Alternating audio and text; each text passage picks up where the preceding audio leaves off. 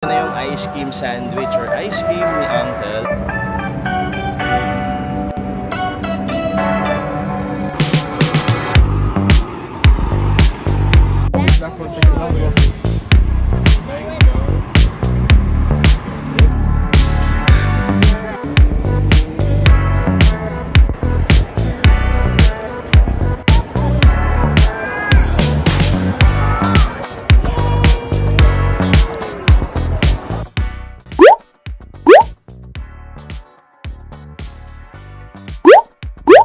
Hello mga ka-eats! Nandito kami ngayon sa Orchard Road for our next video.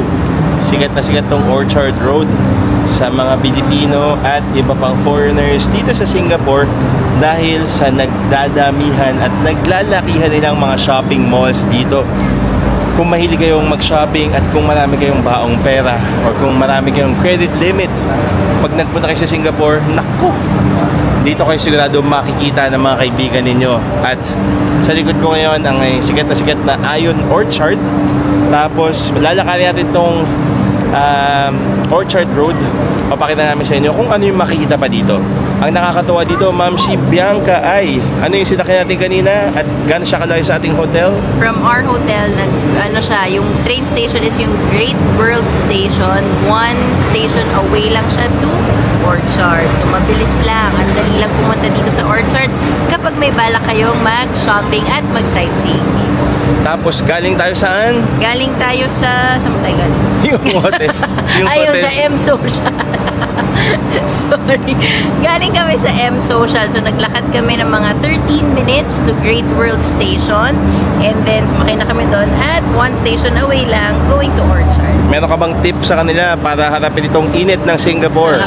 Electric fan, hat, kailangan yun, at tubig. Importante, maraming tubig, malamig na tubig. Madali naman makakabili kasi may mga convenience stores naman. And meron kaming mga Jisoo Live. So meron for the kids. Yes. Para siguradong hindi sila maiinita. Yung link niyan mga ka-eats nasa description box below. Yes. I have a tip also for kids. If kids have sunshade, it's best to bring. And what are you wearing on your head? And the hat. And towel, of course. And make sure to drink a lot of water. Or anything cold. Let's go. Yeah, let's go. Let's go. Go.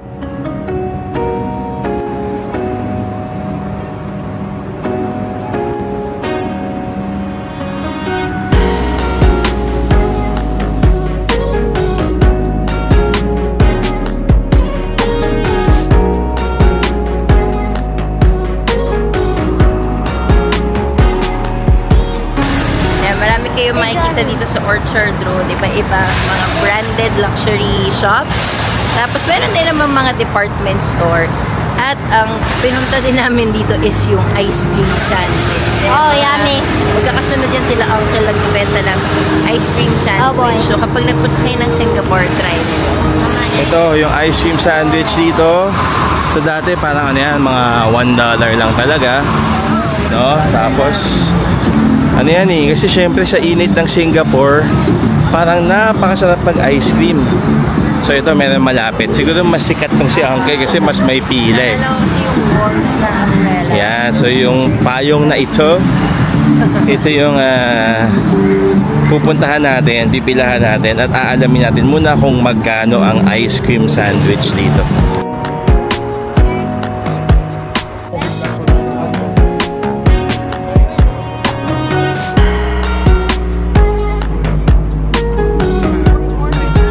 Ito na yung ice cream sandwich or ice cream ni Uncle. $1.50 na siya ngayon mga ka-eats. Medyo nagtaas na siya. Dati kasi dollar ice cream lang talaga siya. Literally $1. Tapos medyo marami siyang flavors. Alamin natin kung ano yung mga flavors na meron sila. Meron siyang taro, tutti frutti, vanilla, chocolate chip, durian, strawberry sweet corn, nata de coco, mango, chocolate at red bean. Tapos pwede nyong ipalaman sa tinapay yan. Yung medyo colorful rainbow tinapay na sa mga party na nakikita, pwede nyong bilhin yan dito kay Uncle. Hindi ko lang alam kung dito siya makikita lagi, pero kapag nakita nyo yung Isetan na mall, ayan, yung department store na yan, makikita nyo siguro dito si Uncle. Sa mga suki ni Uncle dito, paki-comment naman kung lagi siya ditong makikita, no? Sikat talaga to si Uncle kasi yung proseso napakabilis. Hihiwain niya yung ice cream tapos ipapalaman niya sa wafer or sa sandwich.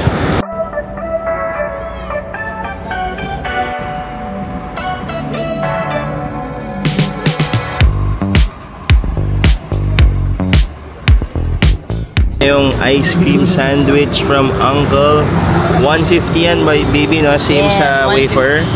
So in order natin is yung cookies and cream. Tapos si Bini Chocolate naman, chip, sorry. chocolate chip pala, hindi pala cookies and cream. Tapos si Bini naman ay yung very unique na vanilla at wafer. So 3 Singapore dollars yung total. Very priceless siya dahil naku, sobrang init talaga ngayon, mami. Ang sarap. So Sarap ano, ng ice kamusta? cream Ano yung mismo. na-feel mo nung natikman Nakain mo ko ulit siya yung ice ulit. cream? Ang sarap. Brings back memories. Yes, no?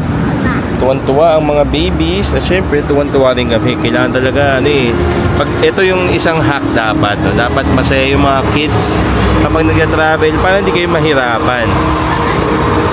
Wow, you like it? Yeah. Yummy? Yeah. How would you rate it?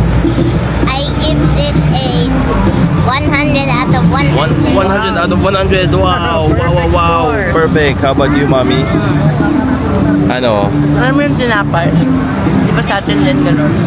Parang ano siya eh, parang sa Rainbow bread. Rainbow Bread yung pang children's party. Pero parang ito yung equivalent nila ng ano, yung parang burger bun sa Mamang Sorbetero, no? Yes. Diba? Tingnan mo, hindi sila magkanda-ugaga kasi talagang naku. Wala Medyo na si mainit Daddy. talaga ngayon, grabe. Patikim ako nito.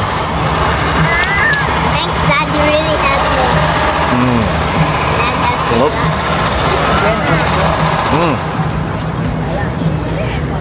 Sabi pa yung cheese. Sobrang init kasi. Ang sarap. Ang sulit na, 150. Ang lutong ng wafer. Tapos nakakatuwa kasi parang super senior na si Uncle pero dito pa rin siya sa initan, sa Orchard Road na trabaho. Kaya kung kayo ay naghahanap ng cold treat dito sa Orchard Road, subukan nyo itong sa walls, yung pula, tapos meron doon sa kabila yung dilaw para pareho naman may bumibili sa kanila. Meron na silang senior at nakakatuwa, di ba? Classic, Singapore Classics, 150 SGD lang. Matutuwa na kayo at yung mga kids niyo. Dito lang siya sa tapat ng Isitan at ka-across lang ng Lucky Plaza, mga kids.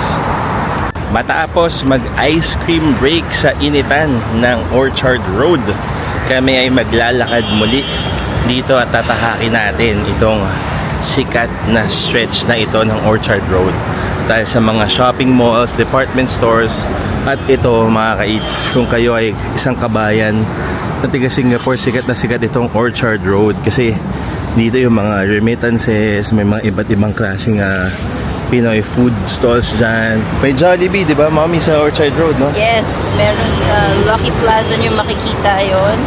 Meron na rin JT's. May JT's na, kasi si Lucky Plaza, marami talagang Filipinos na nagpupunta doon. So naalala ko nung nag-work pa ako dito, kapag gusto ko ng Filipino food, pag nag-crave ako ng Filipino food, doon kami kumakain ng mga friends. Kwento mo sa kanila yung nung nagbukas yung Jollibee dito. Oo, tama. Kasi kami ni Mark, pareho kaming naging OFW. Siya sa Indonesia, ako dito. So nung binisita niya ako dito, sakto magbubukas yung Jollibee. Syempre, miss namin ang Jollibee.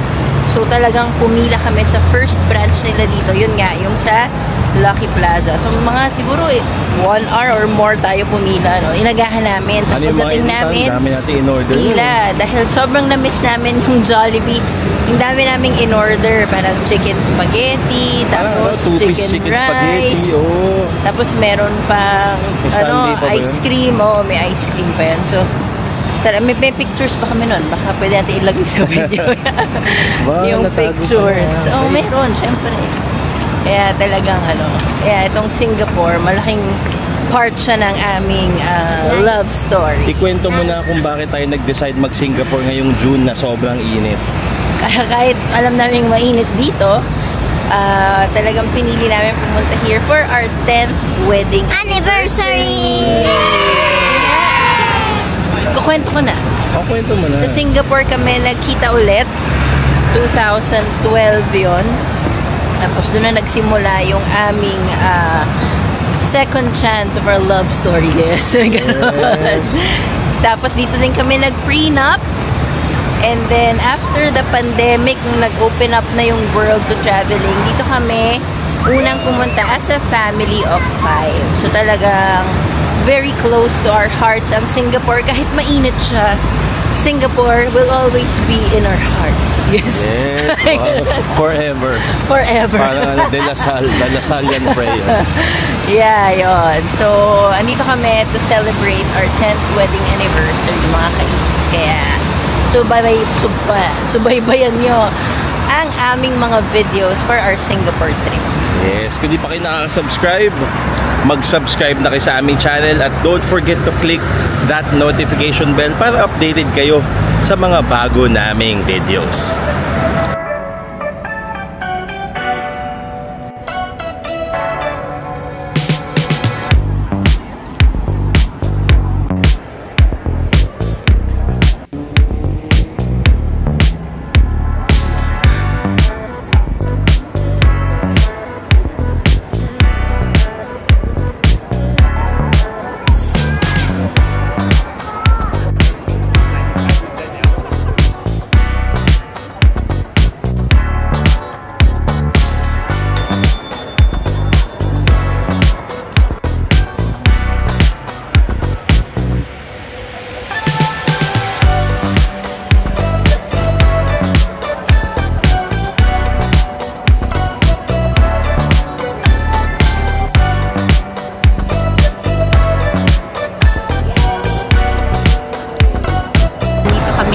Sa Food Republic sa 313 Somerset, at dahil nagutom tayo, actually hindi siya snack, para siyang second lunch. Although kasi maaga naman tayo kumain kanina, diba? So papakita namin sa inyo yung mga binili namin. Ito yung roast pork with roast duck na may parang chicken rice. So ito, mayroon pa siyang kasamang half ng egg. Grabe, parang masarap. Natikman mo na ata kanina. So, kamusta siya, mami? Nagustuhan ko yung sauce niya. Manamis-namis na hindi masyadong salty. Tapos yung pork, yung crispy pork, crispy pa yung balat niya. Yes. Although maliit lang yung portion nung pero masarap kasi crispy pa rin siya. Tapos yung chicken, sarap din. Tapos yung rice, nagustuhan ko yung chicken, yung Hainanese meat chicken. Hainanese rice nila. Kasi kanina yung sa Zion, medyo, I found it dry. Pero ito mas okay. Mas okay, yan. Tapos ito naman, sa isang stall lang din yan, di ba? Ito yung carrot cake. So, black carrot cake. Pero parang siya, radish cake kasi tawag nila carrot cake eh. So, parang ginisa pa nila yan. Tapos, merong sambal sa gilid. Ito yung roasted chicken thigh fillet na meron pa silang parang coleslaw. At may free soup. Ito naman yung kanilang chicken satay na may parang puso. Okay, so may rice, tapos cucumber, shallot, at syempre, yung pinaka-peanut sauce, mga ka-eats. Yes, baby, what do you want to say? If you swallow the pork, you can swallow it. You have to chew it first, no? What do you like? Do you like the food? Yeah. Yummy ba yan? Yummy? The rice. The rice, yummy rice. How about ade? Soup and Init rice. na init na tong ade namin. Kawawa naman eh. And especially the crunchy pork. The crunchy pork. Okay, kakainin na natin tong merienda natin. Second lunch dito sa Food Republic sa 313 Somerset.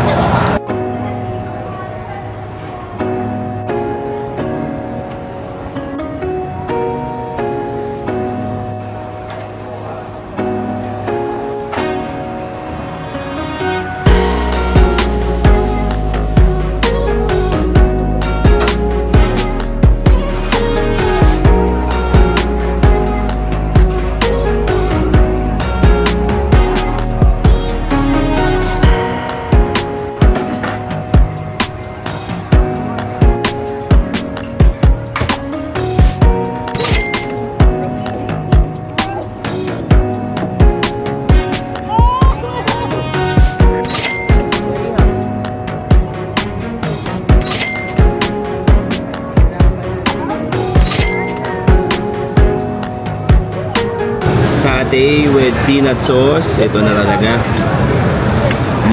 Tapos grabe.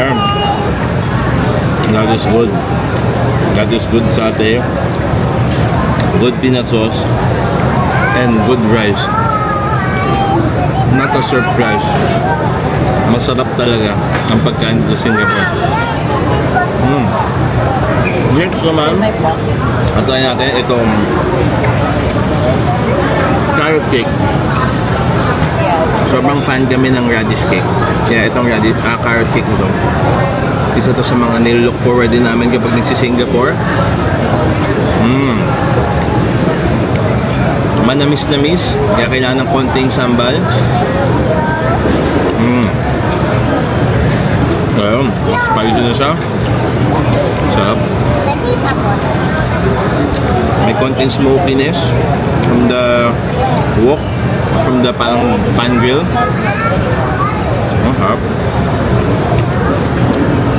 Ang jelly na tong radish cake na yan. Ayan o. Ay! Miss maputol. Sarap. Tapos, ito naman yung chicken thai fillet na in-order ko dapat for the kids. Kaya ako nag-order ng roast pork at duck para sa amin. Pero parang yun yung inubos nila. So ito, yung chicken fillet. Wow.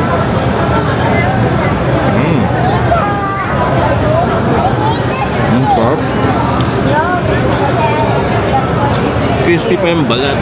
Sobrang juicy. Grabe. Buti na lang, nakakarami na kami ng lakad. Kung hindi ko nag-gain na ako ng mga 5 pounds. 2 meal pa lang dito sa Singapore. Masarap talaga. Yun yung na-miss namin dito. Kahit saan kayo kumain sa Singapore, masarap. Hindi ako OA. Masarap talaga. Sa mga nakapag-Singapore na, paki-comment naman sa comment section kung ano yung paborito sa Singapore. Kasi ang hirap, ang dami. Pero ang top of my mind na paborito namin, hands down, King Inky, yung seafood restaurant. Shout out kay Chef Paul Yu. Panalo talaga.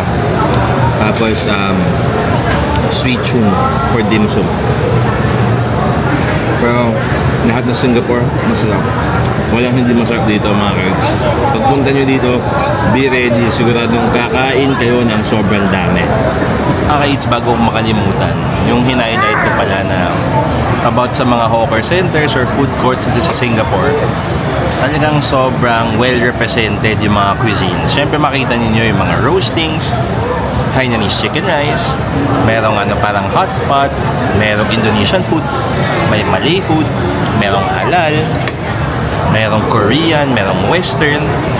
No, mami, ang dami. Talagang parang kompleto siya. So, ang maganda dun, hindi lang sa dami ng choices, parang bawat culture, respetado, mga kaibigan. Parang ginagalang nila at nire-recognize sila yung bawat culture dito sa Singapore. At nakakatawa kasi parang kahit magkakaibigan kayo, iba-iba kayo ng lahi, ng paniniwala, meron kayong makakain at maiinom dito. Parang hanggang dessert, lahat. Kaya ang lalaki ng mga food court nila. Talagang nakakabili. Pwede natin ito lakarin mamaya, ikutin natin para mapakita ko sa inyo itong sample ng isang Food Republic dito sa 313 Somerset. Ito na yung tour natin ng Food Republic dito sa 313 Somerset. So, una nyo makikita dito ay Henyu Teppanyaki, obviously. Oh, it's Taiwanese fusion teppanyaki. So, ito yung mga in-offer nila. Tapos, next is meron dito nga Hainanese chicken rice. So, Fitra Hainanese chicken rice since 1998. Wow! Halal siya, halal. Tapos dito ay meron na yung tofu. So, para siyang hot pot na pick your own ingredients, noodles at iba pa. Pero dahan-dahan lang kasi medyo budol siya. Kasi mapaparami kayo. Kasi ito padang food. Parang katumbas yung 2 meat, 1 veg. Turo-turo siya. Pero Malay Indonesian na concept. Ito naman may Bangkok Gem, Thai food. Okay, tapos ito Indo Richa. Ito kung maanghang to. Richa. Yan o. Indonesian food. Tapos, meron tayong Pepper Lunch Express dito. Dito sa Hilera na to, King Grouper Fish Soup. So, ito yung mga ino-offer nila. Bam! Tapos, ito naman ay Ching Mini Wok or Ching Wok. Oh, mga fried rice. Hong Kong style food, mga stir-fried dishes. Tapos, meron naman ditong Fish Mo Pig Stomach Chicken. So, soup. No? Mga herbal soup. Chinese herbal soup.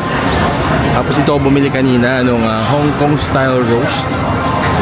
New Hong Kong roast. So meron sila mga wonton, char siu, roast pork. Ito yung mga ino-offer nila.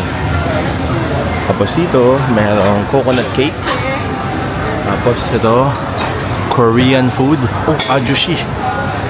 Tapos, meron tayong beef noodles dito.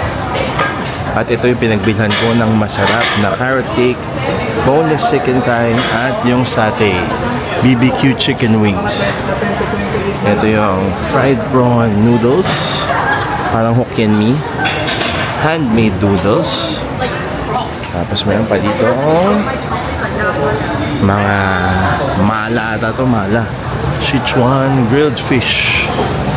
Tapos meron tayo ditong mala hot pot. Ito yung ipili kayo ng iba't ibang ingredients para pwede kayong dry pot or hot pot. Yan. Dito naman sa side na ito may Chongqing rice noodles. Maanghang din ang itsura niyan. Merong Fuzhou cuisine. So parang Chinese food din ito. Okay. Tapos ito naman ay Divine chicken pot. Parang clay pot chicken. Tapos ito ay Omu curry rice and donburi. Siyempre Japanese food yan. Yung mga ino-offer nila. Tapos Kenny Rogers Express. Diba? At pabalik na tayo. Meron tayong makikita dito toast box. Ito, toast box for the kaya toast at for the coffee. Sikat yan, syempre. At meron dito, last but not the least, orange lantern, kung saan Vietnamese food naman, tapos halal din yung ino-offer nila. Mga kait, sana nagustuhan ninyo yung mumunting tour natin ng Orchard Road. Nag-ice cream tayo, konting lakad-lakad, pinakita natin yung mga buildings dito. Tapos syempre kung ano yung itong 313 Food Republic at kumain tayo mga kites. Kapag kayo magpupunta sa Singapore, syempre may mga hawker center. Pero kung gusto niyo mas comfy, usually nagpupunta yung mga tao sa mga food court. Kasi mas malamig. Nasa loob sila ng mall. Syempre medyo mas mahal siya ng konti. Siguro mga $1 to $2 ang difference. Pero mafe-feel niya naman yung comfort din. At tip nga pala, magbaon kayo ng tissue at wet wipes kasi hindi siya nagbibigay ng tissue dito sa mga food stalls, okay? So, bili na kayo or pwede kayong bumili sa mga Watsons pag nandito kayo para naman ready kayo kasi wala talaga silang pinamimigay. Wala rin libreng tubig kung di ako nagkakamali. Kaya ready na kayo with your bottled water all the time. Tapos, yun lang, tip ko, dapat come in with extra stomach. Kasi sobrang nakakabusog talaga eh. Masarap talaga dito kumain sa Singapore, no? What do you want to say? I have a tip also for kids. Like me, I like Hainanese chicken rice. For the kids who also like Hainanese chicken rice, I think they should try because Singapore talaga is famous for Hainanese chicken rice and it's the best food in Singapore. Yes, no? So talaga, yun, hindi kayo magkakamali kahit saan siguro kayo kumain ng chicken rice, masarap. Tapos, yan yung mga pinakakain namin, mga carrot cake, satay, meron pa mga barbecue chicken wings, yan, masasarap yan, hindi kayo magsisisi. Tapos yun nga, syempre, kapag dito kayo, pagmumukha talagang mahal kapag nag-convert kayo ng nag-convert. Pero, ang pinaka-pro tip dyan, huwag mag-convert. Kapag nagbakasyon kayo, ready dapat kayo gumastos. Kasi lumabas na kayo ng Pilipinas eh. Huwag nyo nang tipirin eh, baka hindi na maulit eh, di ba? So, itodo nyo na, di ba? As long as hindi kayo uutang, di ba?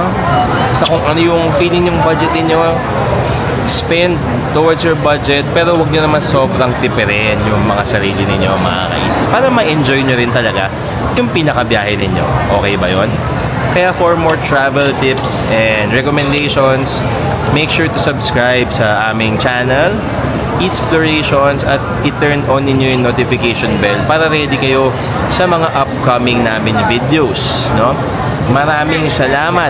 Ayan, ang sabi mo? Don't forget to smash that subscribe button and turn on the notification bell and message in the comments. Yes. So, yung mga pinuntahan namin, lalagay namin sa description box yung mga links nila. At syempre kung saan kami nagstay. So for the first leg of our Singapore videos, nag-M Social Singapore kami. Lalagay namin yung link niyan. Tapos pwede nyo gamitin yung codes namin ni Bianca, The Tans Klook at Eats Klook, para sa mga discounts inyo sa Klook. Hindi lang sa hotels, sa activities, pati sa transfers yan, mga ka-Eats. Maraming salamat sa panonood. Until next time. Bye! See you in our The next vlog. Yes, yung pala dapat sasabihin ko. Hehehe.